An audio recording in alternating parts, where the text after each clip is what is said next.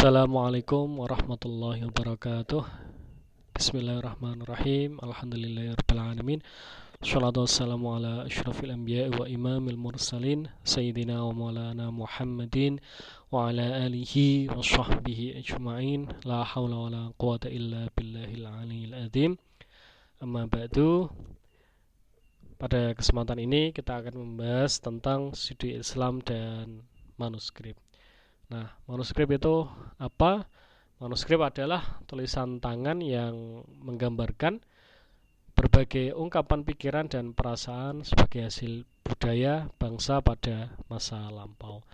Nah, tulisan tangan ini pada masa lampau itu bisa menggunakan batu tulis atau karas, kemudian papirus, kertas daluang, daun lontar, bambu, kulit hewan, dan lain sebagainya.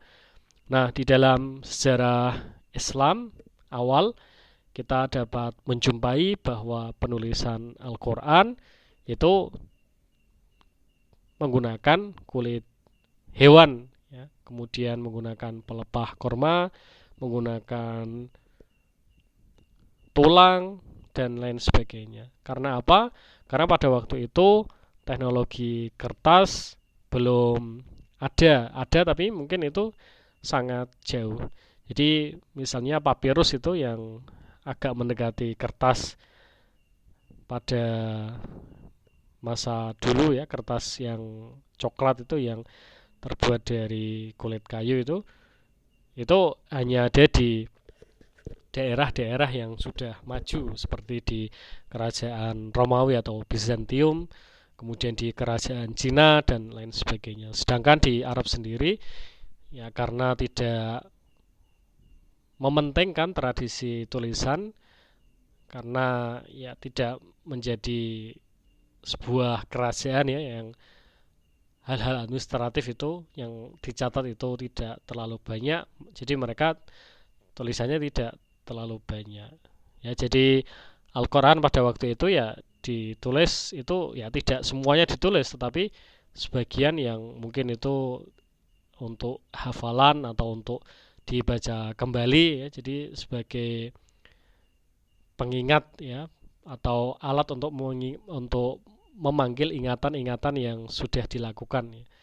Nah, itu seperti kita misalnya membuat catatan-catatan di tulisan di buku kecil kita ketika mendengarkan kuliah. Nah, itu dulu sahabat juga seperti itu, jadi ditulis, ya. Kemudian nanti kalau ketika mau belajar lagi dibuka catatan itu kelihatannya hanya satu lembar, tapi ketika dibaca kemudian ditelaah lagi ternyata itu ketika ditulis lagi bisa menghasilkan berlembar-lembar. Karena apa? Karena yaitu sebagai alat untuk memanggil kembali ingatan-ingatan yang telah dilakukan. Nah, kalau di Indonesia nanti ada kertas daluang, ya, dari kulit kayu, daun lontar, bambu, kulit hewan, dan lain sebagainya.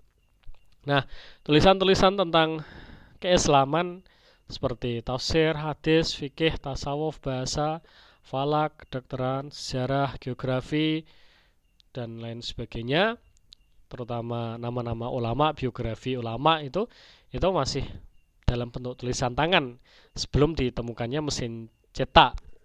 Nah, untuk menulis tangan ini bagaimana caranya? Ya, tidak seperti sekarang dengan menggunakan mesin fotokopi, tetapi menggunakan jasa, baik itu budak maupun memang dia sebagai penyalin, ya, nasah, kemudian mereka dikumpulkan di suatu tempat, ada satu orang yang mendiktekan. Nah, nanti penyalin itu akan menulis apa yang dikatakan oleh orang yang mendikte itu. Jadi itu semuanya masih tulisan tangan. Maka kalau di dalam sejarah biografi ulama itu mereka mengatakan misalnya mempunyai 1000 juz buku. Nah, itu 1000 juz artinya ya mungkin kalau di berupa volume, ya, atau juz dalam bentuk sekarang ya mungkin sekitar 10-an juz. Tapi dulu kan kenapa sampai 1000 juz, ya, karena kertasnya tebal, kertasnya besar, tulisannya besar-besar, dan ya semuanya serba manual, ya, tidak bisa dihitung ini harus berapa halaman, bisa jadi A4 atau A3, kan tidak seperti itu, sehingga bentuknya ya sangat banyak, sangat besar ya, sehingga nanti kualitas tulisan, tinta dan lain sebagainya itu tidak sebagus sekarang. Nah, dari tulisan-tulisan yang ada ya, kita dapat mengetahui bagaimana perjalanan pengetahuan atau kajian-kajian di dalam Islam ya, dari mulai tradisi lisan ya, misalnya dengan riwayat Al-Quran ataupun hadis, ini merupakan tradisi lisan. Kemudian nanti transisi dari lisan ke tulisan, ini beberapa orang sudah mempunyai catatan-catatan tetapi terbatas ya, jadi hanya untuk ya tadi semacam catatan untuk mengingat kembali apa yang telah disampaikan oleh Nabi atau sahabat. Nah, kemudian nanti mereka menyebarkan ke murid-muridnya, kepada ya anak-anaknya, kemudian nanti setelah banyak ya sampai beberapa generasi nanti baru dikumpulkan dalam tulisan tangan ya, seperti karyanya Sahih Bukhari, Muslim, Muwatta Malik. Nah, ini sudah masuk ke tulisan tangan. Nah, dari mereka ini kemudian kan satu kitab kalau untuk dibaca kan harus disalin, disebarkan ke banyak orang, sehingga nanti salinannya ini juga salinan tulisan tangan. Jadi belum ada teknologi mesin cetak ya pada waktu itu. Nah, sampai lama kemudian nanti setelah ditemukannya mesin cetak, nanti ini nanti baru kitab-kitab tersebut dicetak dan kemudian dikopi ya, disalin ya, kemudian disebarkan ke banyak tempat.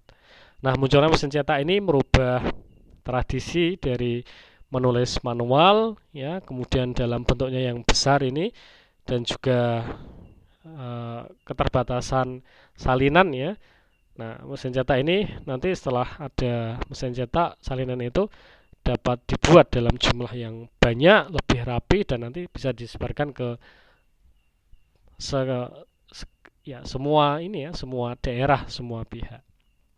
Nah, bedanya manuskrip dengan prasasti apa? Nah, kalau manuskrip itu tulisannya tulisan tangan dalam bentuk buku. Nah, kalau prasasti itu ditulis di berbagai media, terutama di batu ya, gerabah, marmer, kayu dan lontar, tapi sangat jarang. Biasanya banyak ditulis di batu.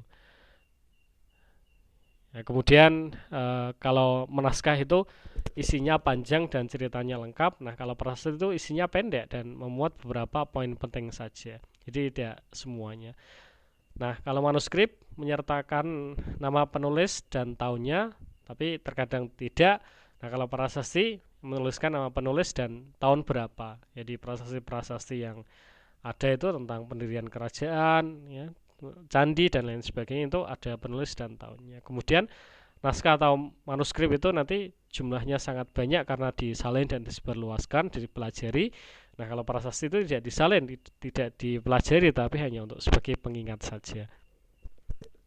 Nah, itu ya bedanya naskah atau manuskrip dan prasasti. Nah, tulisan tangan atau manuskrip ini tidak semua orang bisa membaca dengan jelas. Apalagi kalau bentuk hotnya itu hot kufi seperti tulisan Al-Quran awal, itu kan tidak ada harokatnya, tidak ada titiknya, sehingga kalau orang belum pernah baca Al-Quran atau tidak hafal Quran, nanti dia tidak bisa baca ya.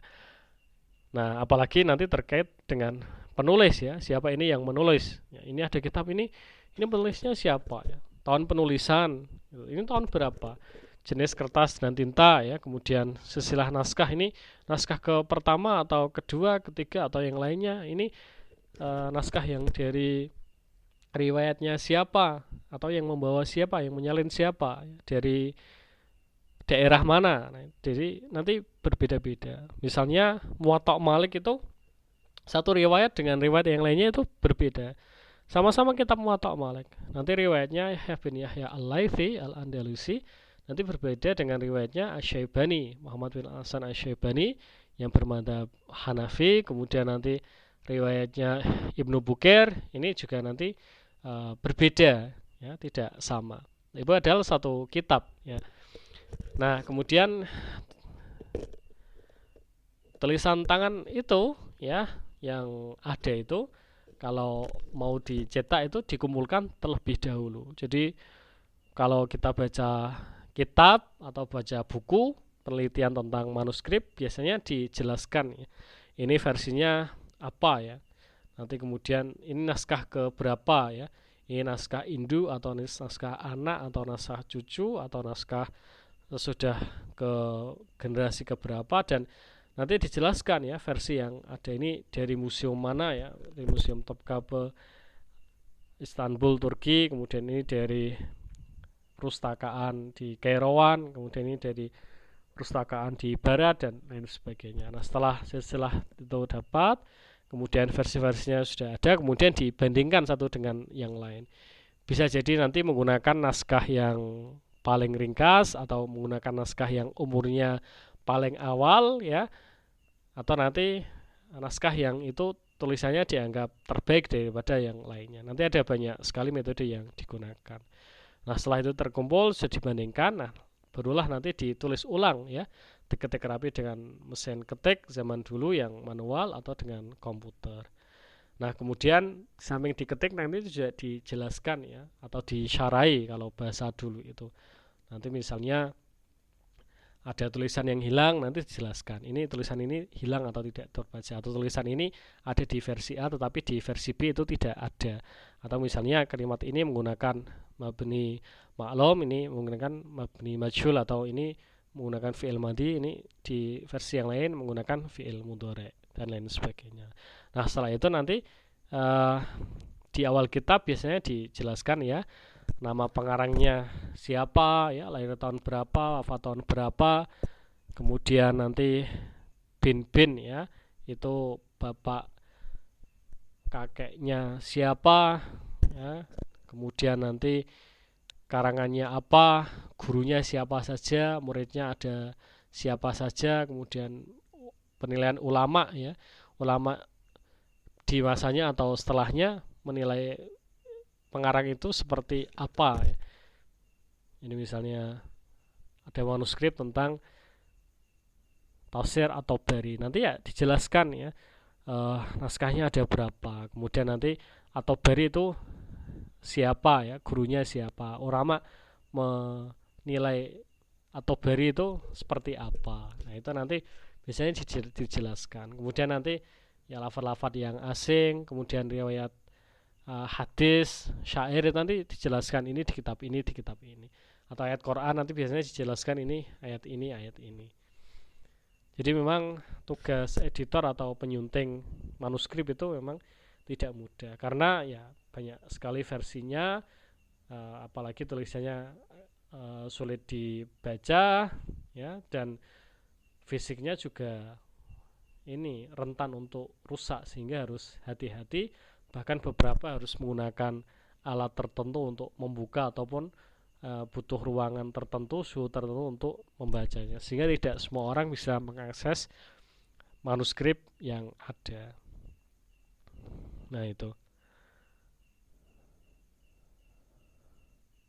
Kemudian untuk mencari katalog buku manuskrip nanti bisa dari beberapa sumber, ya, misalnya dari kitab Kasyfudunun an Asamil Kutub wal Funun, atau dari Khizanatul Turath al-Fihrisil Makhtutah, ya, kemudian Mu'jam Tarikhit Turath al-Islami, ya, atau bisa jadi dari Al-Alam Kala Az-Zirkli dan lain sebagainya, atau katalog manuskrip di perpustakaan-pustakaan, ya, atau yang dicetak misalnya katalog naskah Buton, atau di websitenya Kementerian Agama yang Balitbank itu yang meneliti tentang naskah-naskah yang melakukan digitalisasi, nanti bisa dicek di sana.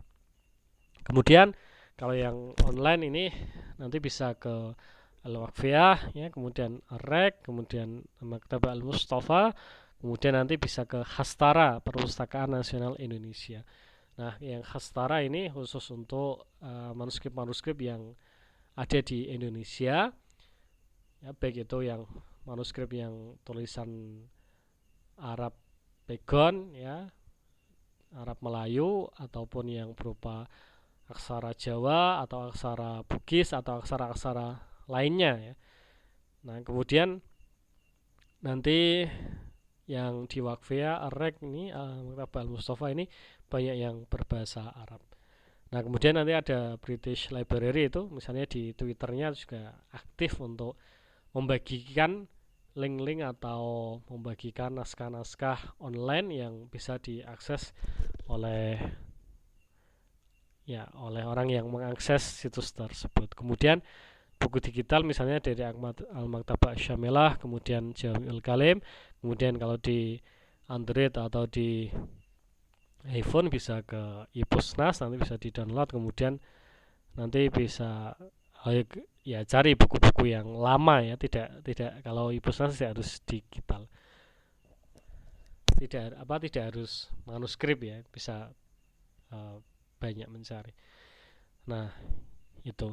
Nah, kenapa kita harus tahu tentang manuskrip ya, atau kalau lebih luas tentang filologi ya, tentang pernaskahan ya, agar kita mengetahui bentuk-bentuk tulisan itu apakah memang itu ditulis pada masa hidupnya pengarang atau setelah pengarang meninggal ya. Nah, itu. Jadi misalnya ada bendera La ilaha illallah Muhammadur Rasulullah dengan khat solusi yang sudah bagus itu. Nah, ini kalau banyak yang mengatakan loh ini benderanya Kanjeng Nabi ini, La ilaha illallah Muhammadur Rasulullah ini. Nah, buktinya apa? Ya, buktinya ya ini di dalam hadis banyak sekali ya, bendera Kanjeng Nabi itu hitam ada tulisan La ilaha illallah Muhammadur Rasulullah. Tapi khatnya ternyata khat solusi. Nah, ini pasti nggak berasal dari zamannya Kanjeng Nabi, karena khat solusi itu setelah abad ke-4 ke-5 ya, itu pun tidak sebagus yang beredar di banyak tempat ya, di media-media itu tidak sebagus itu tulisannya, masih agak kasar ya. Nah, itu. Nah, bagaimana yang benar ya? Pada zaman Nabi ya khatnya khat kufi ya, tidak bagus ya, bahkan untuk membaca itu tidak, orang yang terbiasa dengan bahasa Arab itu sangat sulit ya. Apalagi hot coffee itu kan juga macam-macam. Hot coffee yang belakangan itu ya mudah dibaca, tapi yang dulu itu ya bentuk-bentuknya hampir sama ya, huruf kaf dengan huruf h itu hampir sama, huruf alif dengan huruf lam itu hampir sama. Maka nah itu untuk membuktikan itu ya kita harus tahu ya apakah klaim-klaim itu benar atau tidak. Ya misalnya seseorang ya, misalnya dia menemukan kertas tulisannya Hanacaraka, tapi Hanacaraka yang ternyata sama dengan versi yang digital ya, yang dibuat ngetik itu tidak tulisannya itu ternyata sangat rapi ya, sangat teratur. Nah, itu bukan berasal dari zaman ya kerajaan Mataram Islam, tetapi berasal dari zaman sekarang ya, zaman ketika font Hanacaraka itu Unicode-nya sudah distandarkan, kemudian dimasukkan ke dalam font-font yang ada itu. Nah, itu itu termasuk yang paling mendasar ya untuk mengetahui jenis-jenis tulisan itu. Nah, apalagi nanti terkait dengan berbagai ya tulisan-tulisan tangan yang sangat banyak itu yang tersimpan ya, belum diedit, belum disunting, itu sangat banyak sekali informasi-informasi yang terkandung di dalamnya. Untuk apa? Ya untuk mengetahui sejarah masa lalu itu seperti apa. Karena bangsa yang besar itu yang mengetahui masa lalu mereka. Dengan masa lalu mereka akan mengambil kebajikan, mengambil hikmah ya dari apa yang telah dilakukan pendahulunya. Nah, nanti digunakan untuk mengembangkan daerahnya, mengembangkan negara dan bangsanya. Karena kalau tidak tahu masa lalu itu ya bagaimana bisa ke masa depan ya, bagaimana bisa menyesuaikan nilai-nilai yang ingin digunakan untuk memajukan bangsa dan negara kalau tidak tahu tradisi dan budaya yang ada di masa yang lalu. Ini kan seperti orang yang tercerabut dari akarnya ya, tidak tahu asalnya dari mana ya, tiba-tiba ingin maju, tidak tahu dirinya siapa, keluarganya siapa ya, tiba-tiba ingin ya dia apa ya itu ingin ke mana itu arahnya ya tidak tahu. Nah kalau tahu kepribadian bangsanya melalui tulisan-tulisan yang disusun itu, karena itu adalah hasil kebudayaan ya, hasil kemajuan peradaban yang dicapai sebelumnya ya. Jadi bahkan orang-orang sekarang itu ya seperti di negara-negara barat kan sudah banyak membangun museum-museum ya. Seperti Smithsonian itu ya, barang-barang penelitian itu yang dijadikan apa, yang dianggap bersejarah disimpan untuk apa ya, untuk agar orang-orang nanti ya 100 tahun kemudian itu tahu, oh ini nenek moyang dulu, yang nenek moyang saya dulu itu seperti ini, sudah hebat-hebat ya. Nah dia kan nanti akan mendapatkan inspirasi, mendapatkan apa ya contoh ya, bahwa memang nenek moyangnya itu orang besar dan saya harus menjadi orang yang besar. Nah kalau tidak tahu kan, nah bagaimana ya? Kalau tahu kan ya, ternyata kakek saya, mbah saya itu orang besar, maka saya harus menjadi orang yang besar ya. Paling tidak untuk menjadi inspirasi atau mengetahui dirinya dulu ya, atau diri lingkungannya seperti apa. Nah itu. Nah kalau tidak tahu tiba-tiba apapun ya dimasukkan, ya semua harus Arab misalnya ya, ini harus pakai bahasa Arab ya, harus pakai baju-baju Arab. Nah padahal kita tradisi budaya ya maupun letak geografisnya berbeda ya. Kita ya apalagi kalau yang ke sawah itu memakai sorban, memakai gamis itu kan ya kesulitan ya. Ya jangan pakai sorban kalau ke sawah ya, tapi pakai caping, pakai topi kan seperti itu. Nah itu. Jadi banyak sekali hal-hal itu yang harus disesuaikan. Ya, jadi tentang manuskrip ya, untuk mengetahui naskah-naskah kuno, dan nanti kalau tugasnya editor atau percetakan nanti untuk menyalin itu diketik ulang dan kemudian diterbitkan agar bisa dibaca oleh banyak orang. Demikian kajian kita tentang studi Islam dan manuskrip pada kesempatan kali ini. Walafuminkum. Assalamualaikum warahmatullahi wabarakatuh.